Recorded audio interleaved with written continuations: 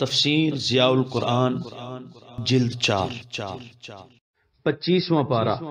بسم اللہ الرحمن الرحیم۔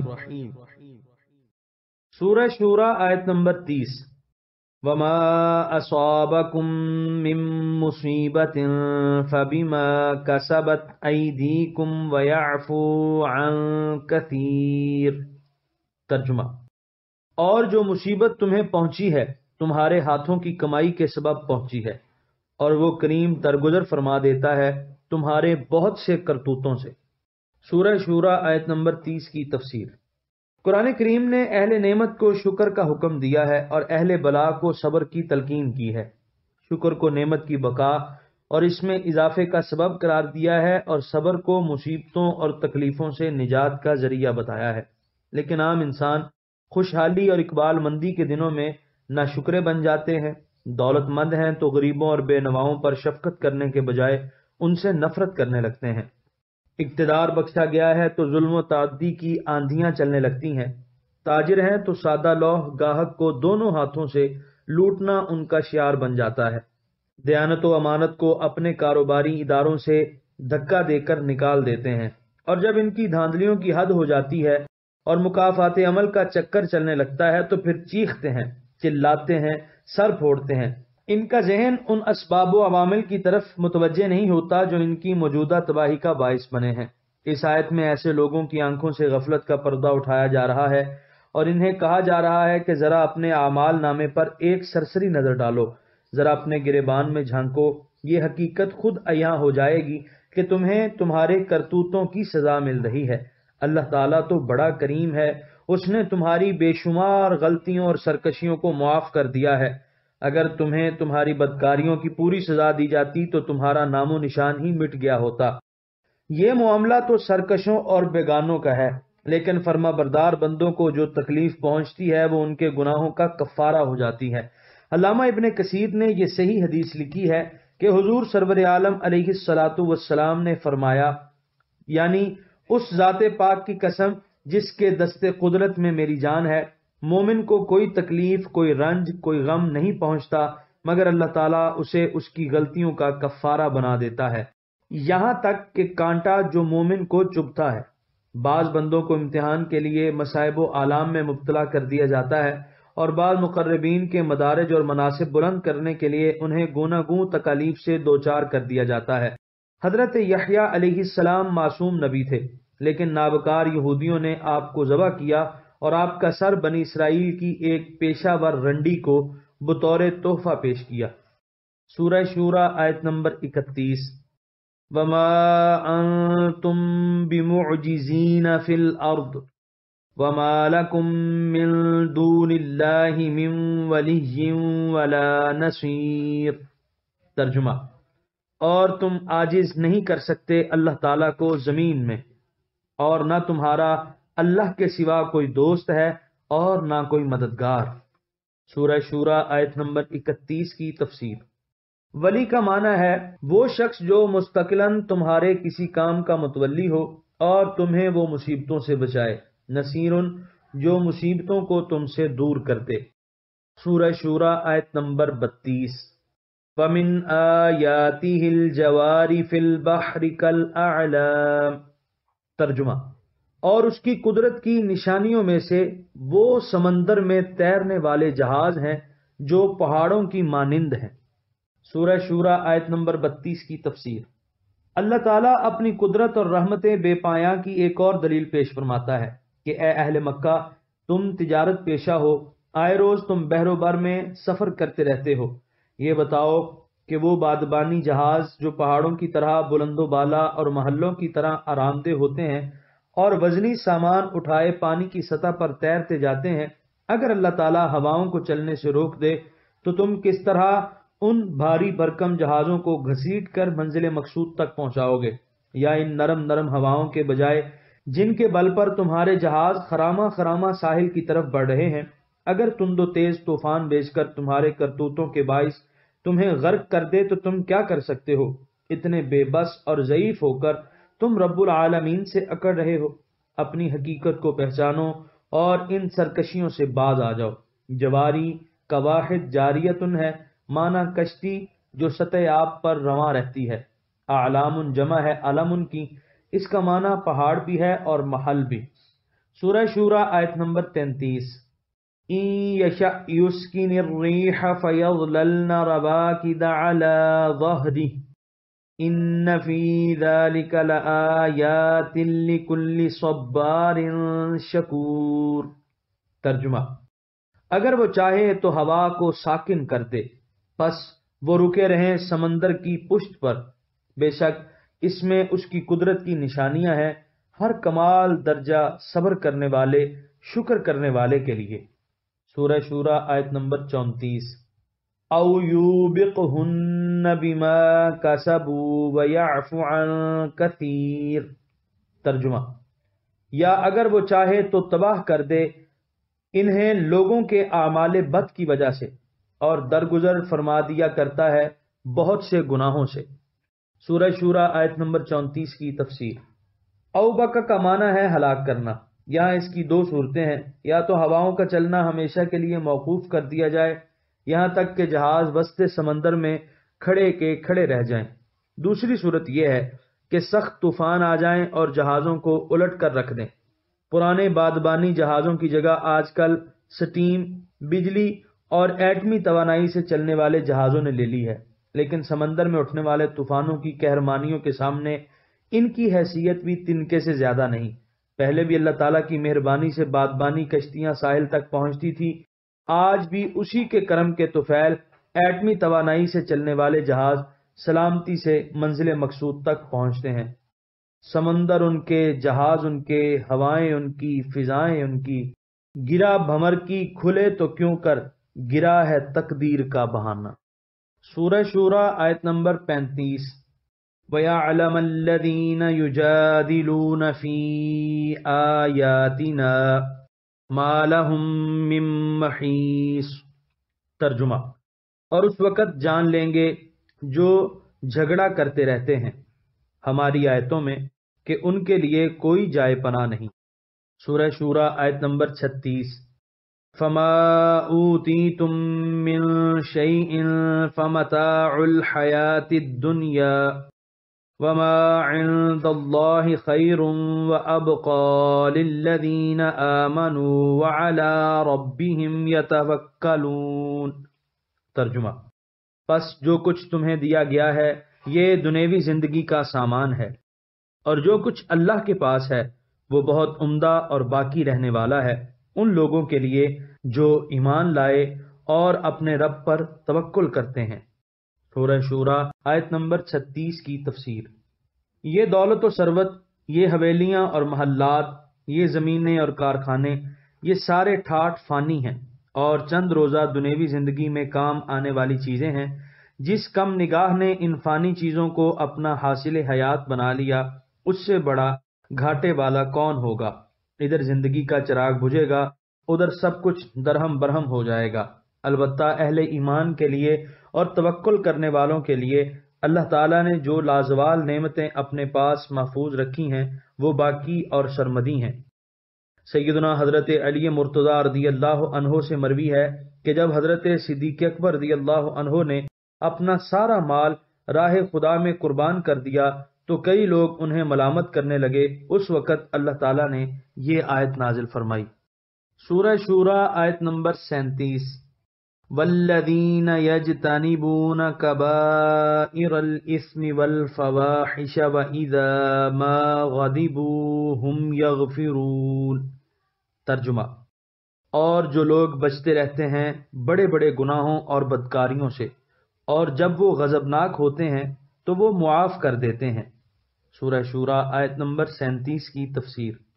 سابقہ آیت میں ارشاد فرمایا کہ اللہ تعالیٰ کے پاس جو خصوصی انعامات ہیں وہ ہمیشہ باقی رہنے والے ہیں۔ اس آیت میں ان لوگوں کا تعارف کرایا جا رہا ہے جنہیں یہ ابدی نعمتیں بخشی جائیں گی۔ بتایا کہ یہ اہل ایمان کا حصہ ہے۔ ان اہل ایمان کی خوبیوں اور خصائل حمیدہ کا بیان شروع ہے۔ ایک خوبی تو ان کی یہ ہے کہ وہ اللہ تعالیٰ پر توکل کرتے ہیں۔ اس آیت میں بھی ان کی دو خوبیاں بیان کی جا رہی ہیں۔ ایک خوبی تو یہ ہے کہ وہ کبیرہ گناہوں اور بے حیائی کے کاموں سے دور رہتے ہیں، اپنے دامن کو ان سے آلودہ نہیں ہونے دیتے اور ان کی دوسری خوبی یہ ہے کہ جب انہیں ستایا جاتا ہے یا انہیں اشتعال دلایا جاتا ہے تو یہ ہلکے پن کا مظاہرہ کرتے ہوئے غضبناک ہو کر اپنے آپ سے باہر نہیں آ جاتے اور واہی تباہی نہیں بکنے لگتے، بلکہ بلا کے حلیم اور بردبار ہیں۔ کوئی لاکھ انہیں مشتعل کرنے کی کوشش کرے، یہ اشتعال میں آنے کا نام نہیں لیتے۔ متانت اور سنجیدگی کا دامن ہاتھ سے چھوٹتا ہی نہیں، بلکہ دل دکھانے والوں کو، برا بھلا کہنے والوں کو معاف کر دیتے ہیں۔ صاحب لسان العرب نے اسم کی تحقیق کرتے ہوئے لکھا، الاسم الذنب، اسم کا معنی گناہ ہے یا ایسا کام کرنا جس کا کرنا حلال نہ ہو۔ علامہ راغب لکھتے ہیں کہ ہر وہ کام جو نیک اعمال میں تاخیر کا باعث ہو اسے اسم کہتے ہیں۔ اسم اس گناہ کو کہتے ہیں جو ثواب میں تاخیر کا باعث ہو۔ کبیرہ گناہوں کی تفصیل ضیاء القرآن جلد اول سورۃ النساء کی آیت 31 کے ضمن میں ملاحظہ فرمائیے۔ فواحش بھی اگرچہ گناہ کبیرہ میں داخل ہیں، لیکن ان کبیرہ گناہوں کو فواحش کہتے ہیں جن میں پرلے درجے کی بے حیائی اور قباحت ہو۔ اس صورت میں عطف البعض علی الکل ہوگا، اور بعض کا خیال ہے کہ یہ دونوں ایک ہی شے ہیں، صرف متعدد الفاظ برسبیل تکرار ذکر کیے گئے ہیں۔ سورہ شورى آیت نمبر 38، والذین استجابوا لربهم واقاموا الصلاة وامرهم شورى بینہم ومما رزقناهم ينفقون۔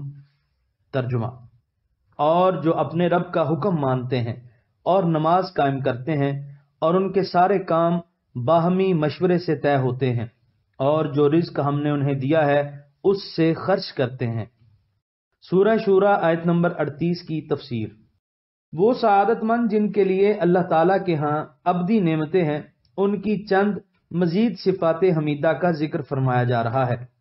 استجابہ، کسی کی دعوت پر لبیک کہنا، یعنی جب اللہ تعالیٰ کے رسول صلی اللہ علیہ وسلم نے حق قبول کرنے کی دعوت دی تو انہوں نے صدق کے دل سے اس پر لبیک کہی، پھر بڑے ذوق و شوق سے اس کی عبادت اس کے احکام کے مطابق بجا لاتے ہیں۔ علامہ راغب شورا کی تحقیق کے ضمن میں لکھتے ہیں، التشاور والمشاورۃ، یعنی آپس میں تبادلہ خیال اور بحث و تکرار کے بعد کوئی رائے قائم کرنے کو تشاور، مشاورت اور مشورہ کہتے ہیں۔ اس لیے جب چھتے سے شہد نکالا جائے تو عرب کہتے ہیں شرط العسل۔ امام ابن جریر لکھتے ہیں کہ مسلمانوں کا یہ دستور تھا کہ جب بھی کوئی مشکل یا پیچیدہ مسئلہ پیش آتا تو سب اکٹھے ہو کر اس کے ہر پہلو پر گفتگو کرتے اور آخر کار ایک نتیجے پر پہنچتے۔ اذا حزبہم امر تشاوروا، حضور علیہ الصلوۃ والسلام کا یہ معمول تھا کہ جب بھی کوئی ایسی مشکل پیش آتی تو صحابہ کرام علیہم رضوان کو بلا کر مجلس مشاورت منعقد فرماتے اور بحث و تمہیز کے بعد فیصلہ فرماتے۔ صحابہ کرام رضی اللہ عنہم کا بھی یہی طریقہ کار تھا۔ حضرت فاروق اعظم رضی اللہ عنہ نے ایک مجلس شورا مقرر کی ہوئی تھی جو جلیل القدر صحابہ پر مشتمل تھی اور تمام ملکی، سیاسی، جنگی اور قانونی معاملات زیر بحث آتے اور مجلس کے فیصلے کے مطابق عمل کیا جاتا۔ کسریٰ اور قیصر کے مقابلے کے لیے حضرت فاروق اعظم رضی اللہ عنہ نے بنفس نفیس تشریف لے جانے کا ارادہ ظاہر کیا تو حضرت علی کرم اللہ وجہہ نے اس کو خلاف مصلحت سمجھا اور خود جانے سے روکا اور آپ کی رائے کے مطابق عمل کیا گیا۔ اس آیت میں اسلامی سیاست کا ایک اہم ترین اصول بتایا گیا ہے۔ جب ہر طرف ملوکیت اور شخصی آمریت کا بول بالا تھا، بادشاہ اور آمر اپنی ساری رعایا اور سارے ملک کے لیے قانون بنانے کے مجاز تھے، لیکن جن کے لیے قانون بنایا جا رہا ہوتا ان کی پسند اور ناپسند، ان کے فائدے اور نقصان کا جائزہ لینا قطعاً ضروری نہ خیال کیا جاتا۔ اس مطلق العنان حکمران کی جو مرضی میں آ جاتا وہی ملک کا قانون قرار پاتا، خواہ اس سے سارا ملک ہی گونا گوں مشکلات میں گھر جائے۔ اسلام نے جہاں زندگی کے ہر شعبے میں قابل قدر، دور رس اور انقلابی نوعیت کی تبدیلیاں کیں، وہاں سیاسی زندگی کو بھی نئے اصولوں سے آشنا کر دیا۔ ان میں ایک شورائی نظام ہے، یعنی ہر کام جس کا تعلق عوام سے ہو اس کے بارے میں ان لوگوں سے ضرور صلاح مشورہ کیا جائے۔ اس سے نہ صرف یہ کہ رعایا کی دلجوئی ہوتی ہے بلکہ انہیں اپنی اہمیت کا احساس ہوتا ہے، اور استبدادی طریقہ کار سے جو مجبوری اور محرومی کی گھٹن قلب و روح کو ڈس رہی ہوتی ہے اس سے نجات حاصل ہوتی ہے۔ نیز قومی سطح پر کسی اہم معاملے کے متعلق فرد واحد کا فیصلہ نافذ کرنا بہت بڑی زیادتی ہے۔ ہو سکتا ہے وہ اپنے محدود علم، ناقص تجربے یا اپنی ذاتی منفعت کے باعث کوئی غلط فیصلہ کر دے جس کا نقصان ساری قوم کو برداشت کرنا پڑے اور پھر بھی اس کی تلافی ممکن نہ ہو سکے۔ اس لیے مشورے کا حکم دیا کہ ہر ایک اپنی اپنی قابلیت، تجربے اور معاملہ فہمی کی صلاحیتوں کے مطابق مشورہ دے اور اس کی برکت سے منزل مقصود تک رسائی آسان ہو جائے گی۔ سورہ شورى آیت نمبر 39۔ والذین اذا اصابهم البغی هم ینتصرون۔ ترجمہ: اور جب ان پر زیادتی کی جاتی ہے تو وہ اس کا مناسب بدلہ لیتے ہیں۔ سورہ شورى آیت نمبر 39 کی تفسیر۔ اس سے پہلے اہل ایمان کی جو خصوصی صفات بیان کی گئی ہیں ان میں یہ بھی بتایا گیا ہے کہ اسے اگر تکلیف دی جاتی ہے یا ستایا جاتا ہے تو وہ غضبناک ہو کر اوچھی حرکتیں نہیں کرنے لگتا بلکہ بردباری اور صبر سے کام لیتا ہے۔ اس آیت میں بندہ مومن کی ایک اور خوبی کا ذکر ہو رہا ہے کہ اگر کوئی اس پر پیہم زیادتی کرتا رہتا ہے اور اسے کمزور سمجھ کر اس کو رگیدنا چاہتا ہے یا اس کے دین متین کے خلاف کوئی محاذ قائم کر لیتا ہے تو پھر یہ شیر نر کی طرح میدان میں اترتا ہے اور اس وقت تک پیچھے ہٹنے کا نام نہیں لیتا جب تک باغیوں اور سرکشوں کے غرور کو خاک میں نہ ملا دے اور ان کی قوت کو پاش پاش کر کے نہ رکھ دے۔ اس وقت وہ طوفان بن کر امڑتا ہے، ظلم و تعدی، کفر و طغیان کے مغرور و متکبر علم برداروں کو تنکوں کی طرح بہا لے جاتا ہے۔ عفو درگزر اور چیز ہے، ذلت و بیچارگی اور چیز۔ مومن عفو درگزر تو کرتا ہے لیکن کوئی سرکش اس سے ذلت اور بیچارگی کی توقع کرے تو یہ عبث ہے۔ مومن مغلوب اور ضعیف پر تو رحم کرتا ہے لیکن جو قوت و طاقت کے نشے میں مغرور ہو کر اس کو لتاڑنا چاہے تو اس کی وہ ٹانگیں توڑ دیتا ہے۔ وہ ہاتھ جن میں ظلم کی تلوار ہوتی ہے کاٹ دیے جاتے ہیں اور وہ آنکھ پھوڑ دی جاتی ہے جو ان کی طرف بری نیت سے اٹھتی ہے۔ جس سے جگر لالا میں ٹھنڈک ہو وہ شبنم، دریاؤں کے دل جس سے دہل جائیں وہ طوفان۔ ینتصرون اے ینتقمون۔ ابن منظور کہتے ہیں الانتصار و الانتقام۔ قرطبی لکھتے ہیں یعنی اگر کوئی ظالم ان پر ظلم کرتا ہے تو اس کے سامنے سر نہیں جھکاتے بلکہ اس کے مقابلے کے لیے ڈٹ جاتے ہیں۔ ابراہیم نخعی رحمۃ اللہ علیہ نے اہل ایمان کے طرز عمل کو یوں بیان فرمایا، یعنی اہل ایمان اس بات کو از حد ناپسند کرتے تھے کہ وہ اپنے آپ کو ذلیل و خوار بنا دیں تاکہ فاسق اور فاجر ان پر دست درازی کر سکیں، بلکہ ایسے لوگوں کے سامنے وہ فولاد کی چٹان بن جاتے ہیں اور بدمست مغروروں کو کچل کر رکھ دیتے ہیں۔ علامہ بیضاوی نے اس آیت کی تفسیر کے ضمن میں خوب لکھا ہے۔ علامہ بیضاوی فرماتے ہیں اللہ تعالیٰ نے اہل ایمان کی بنیادی خوبیوں سے توصیف فرمائی، ان میں سے ایک یہ ہے کہ وہ کسی کے سامنے اپنے آپ کو ذلیل و خوار ظاہر کرنے کو از حد ناپسند کرتے ہیں۔ اس سے یہ نہ سمجھا جائے کہ یہ آیت پہلی آیت کے مخالف ہے جس میں غفران ان کی صفت بتائی گئی ہے، کیونکہ اس سے یہ پتہ چلتا ہے کہ عاجز اور درماندہ سے عفو درگزر کرنا بہتر ہے اور مد مقابل دشمن سے انتقام لینا عین حکمت ہے۔ کمزور سے حلم محمود ہے اور زبردست سے حلم مذموم ہے، کیونکہ اس طرح وہ ظلم کرنے پر اور زیادہ جری ہو جائے گا۔ کسی نے خوب کہا ہے اگر تو کسی شریف آدمی کی عزت کرے گا تو وہ مدت العمر ممنون رہے گا اور اگر تو کسی کمینہ فطرت آدمی کی عزت کرے گا تو وہ اور زیادہ سرکش ہو جائے گا۔ جہاں تلوار استعمال کرنا چاہیے وہاں سخاوت سے کام لینا مضر ہے، جس طرح سخاوت کے موقع پر تلوار کا استعمال خطرناک ہے۔ سورہ شورى آیت نمبر 40۔ وَجَزَاءُ سَيِّئَةٍ سَيِّئَةٌ مِثْلُهَا فَمَنْ عَفَا وَأَصْلَحَ فَأَجْرُهُ عَلَى اللَّهِ إِنَّهُ لَا يُحِبُّ الظَّالِمِينَ۔ ترجمہ: اور برائی کا بدلہ ویسی ہی برائی ہے، پس جو معاف کر دے اور اصلاح کر دے تو اس کا اجر اللہ تعالیٰ پر ہے، بے شک وہ ظالموں سے محبت نہیں کرتا۔ سورہ شورى آیت نمبر 40 کی تفسیر۔ کیونکہ ظالم سے انتقام لینے کو مستحسن قرار دیا گیا تھا، ہو سکتا تھا کہ انتقام لینے والا حد سے تجاوز کر جائے اور کل کا مظلوم جوش انتقام میں خود ظالم بن جائے، اس لیے فوراً متنبہ کر دیا کہ انتقام میں بھی انصاف کو مد نظر رکھنا ضروری ہے۔ جتنی زیادتی کسی نے تم پر کی ہے اتنی ہی زیادتی تم اس پر بھی کر سکتے ہو۔ انتقام کی اجازت سے کوئی اس غلط فہمی میں مبتلا نہ ہو جائے کہ اب اسے کھلی چھٹی مل گئی ہے، جس طرح چاہے وہ اپنے دل کی بھڑاس نکالتا رہے۔ بسا اوقات انتقام لینے سے ظالم کا دماغ درست ہو جاتا ہے اور وہ لوگوں پر ظلم و تعدی سے باز آ جاتا ہے، اور بسا اوقات انتقامی کارروائی سے فتنہ بڑھتا ہے اور شور و شر میں اضافہ ہو جاتا ہے۔ یہاں اہل ایمان کی توجہ اس امر کی طرف مبذول کرائی جا رہی ہے کہ اگر عفو درگزر سے بگڑے ہوئے حالات اصلاح پذیر ہو جاتے ہیں اور مشتعل جذبات ٹھنڈے پڑ جاتے ہوں تو اگر کوئی شخص انتقام لینے کی اجازت کے باوجود معاف کر دے اور اپنے احساسات اور جذبات پر قابو پا لے تو گو وقتی طور پر اسے تکلیف ضرور ہوگی، لیکن اسے یاد رکھنا چاہیے کہ اس کا اجر خداوند کریم ایسا عطا فرمائے گا کہ اس کی آنکھیں ٹھنڈی اور دل مسرور ہو جائے گا۔ وہ شخص جو ظلم کی ابتدا کرتا ہے اور وہ مظلوم جو جوش انتقام میں اندھا ہو جاتا ہے اور حد سے تجاوز کرتا ہے، دونوں ظالم ہیں۔ اللہ تعالیٰ کسی ظالم کو پسند نہیں کرتا۔ سورہ شورى آیت نمبر 41۔ وَلَمَنِ انتَصَرَ بَعْدَ ظُلْمِهِ فَأُولَئِكَ مَا عَلَيْهِم مِّن سَبِيلٍ۔ ترجمہ: اور جو بدلہ لیتے ہیں اپنے اوپر ظلم ہونے کے بعد، پس یہ لوگ ہیں جن پر کوئی ملامت نہیں۔ سورہ شورى آیت نمبر 41 کی تفسیر۔ بعض لوگ ضرورت سے زیادہ امن پسند ہوتے ہیں۔ مظلوم اگر ظالم کا دستے ظلم کاٹنے کے لیے تلوار بے نیام کرتا ہے تو شور مچانا شروع کر دیتے ہیں اور اس کو جوابی کارروائی پر ملامت کرنے لگتے ہیں۔ حقیقت میں ایسے ہی لوگوں کی وجہ سے ظالم کی حوصلہ افزائی ہوتی ہے اور وہ دل کھول کر لوگوں پر جور و جفا کے تیر چلاتا ہے۔ قرآن کا یہ فلسفہ نہیں ہے۔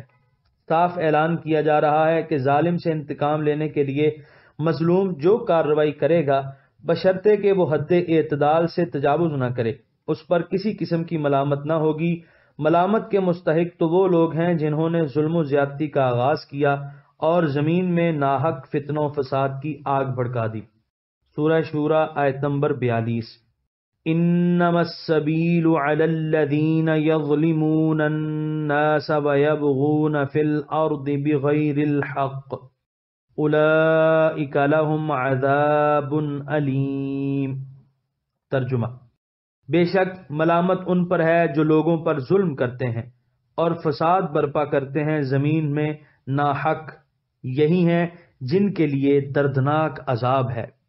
سورہ شورى آیت نمبر 43۔ وَلَمَن صَبَرَ وَغَفَرَ إِنَّ ذَلِكَ لَمِنْ عَزْمِ الْأُمُورِ۔ ترجمہ: اور جو شخص ان مظالم پر صبر کرے اور طاقت کے باوجود معاف کر دے تو یقیناً یہ بڑی ہمت کے کاموں میں سے ہے۔ سورہ شورى آیت نمبر 43 کی تفسیر۔ لفظ عزم کی تحقیق کرتے ہوئے علماء لغت نے لکھا ہے، ایسے کام پر جس کو تو کرنے والا ہے تیرے دل کا پختہ ارادہ کرنا عزم کہلاتا ہے۔ علامہ جوہری لکھتے ہیں، جب تو کسی کام کا قطعی ارادہ کر لے تو عرب کہتے ہیں عزم تو علی قضا۔ علامہ راغب کہتے ہیں کسی حکم کی تعمیل پر دل کا پختہ ارادہ کرنا عزم اور عزیمہ کہلاتا ہے۔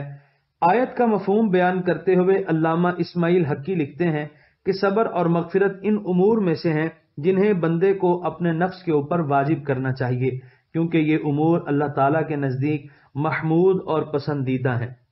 یہاں پر 25ویں پارے کا 5واں رکوع مکمل ہوا۔